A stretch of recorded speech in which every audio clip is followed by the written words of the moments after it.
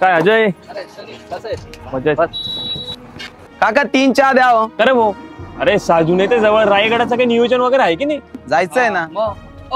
काही नवसा दिवसाचा कार्यक्रम दरवर्षापासून मी जातो पाय, मागच्या 3 वर्षापासून जातो, यावेळेस तुम्हाला पण यायचंय बरं का? अरे मग बसले काय? अरे लागू ना आपण पण तयारीला. ना ते कसं काय फॉर्म वगैरे भरला का तुम्ही दोघं?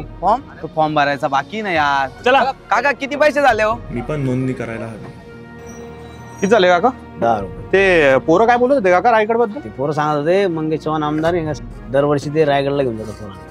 मग तिथे जाऊन तुम्हाला जर जायचं असेल तर तुम्ही जाऊ शकता. हो मग जायचंय काका, कसं जावं लागेल ते? मग तिथं मंगेश चव्हाण आमदारच्या ऑफिसला जाऊन फॉर्म भरून तुम्ही जाऊ शकता. चालेल काका, धन्यवाद, जाईल मी नक्की.